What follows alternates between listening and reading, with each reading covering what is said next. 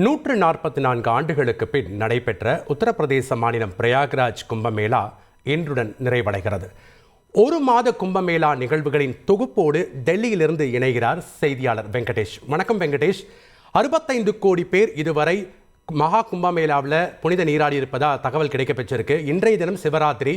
இருப்பினும் ஏராளமான பக்தர்கள் அங்கு அலைமோதுவதாக தகவல்கள் கிடைக்கப்பெற்றிருக்கின்றன. விவரங்கள் என்ன? உலக அளவில் ஒரே இடத்தில் அதிக அளவில் மக்கள் கூடும் பிரம்மாண்ட திருவிழாவாக கருதப்படும் மகா கும்பமேளா உத்தரப்பிரதேச மாநிலம் பிரயாக்ராஜில் கடந்த ஜனவரி மாதம் 13ஆம் தேதி தொடங்கியது. கடந்த 45 நாட்களாக நடந்து வந்த இந்த மகா கும்பமேளா 45வது நாளான மகா சிவராத்திரி தினமான இன்றுடன் நிறைவு பெறுகிறது. 7500 கோடி ரூபாய் செலவில் மகா கும்பமேளாவுக்காக 4000 ஹெக்டேர் பரப்பில் மகா கும்ப நகர் தயார் செய்யப்பட்டு 1,60,000 தங்கும் கூடாரங்களும் 1,50,000 கழிப்பறைகளும் 30 மிதக்கும் பாலங்களும் 12 கிலோமீட்டர் தொலைவிற்கு புனித நீராடும் படித்துறைகளும் அமைக்கப்பட்டன.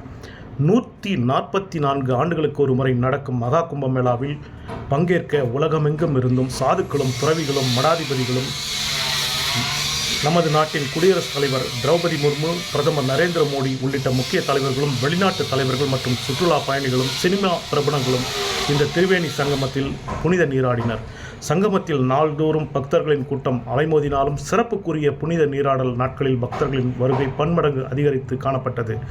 நாட்டின் பல்வேறு இடங்களிலிருந்து கும்பமேளா நடைபெறும் பிரயாக்ராஜுக்கு 13,000 சிறப்பு ரயில்கள் இயக்கப்பட்டன. சிவராத்திரியை ஒட்டி மட்டும் 170 சிறப்பு ரயில்கள் கூடுதலாக இயக்கப்பட்டன. உத்தரப்பிரதேச மாநிலம், சத்தீஸ்கர் மாநிலம் ஆகிய சிறை கைதிகளுக்கு புனித நீராட வசதியாக திரிவேணி சங்கம புனித நீர் மத்திய சிறைகளுக்கு அனுப்பி வைக்கப்பட்டுள்ளன.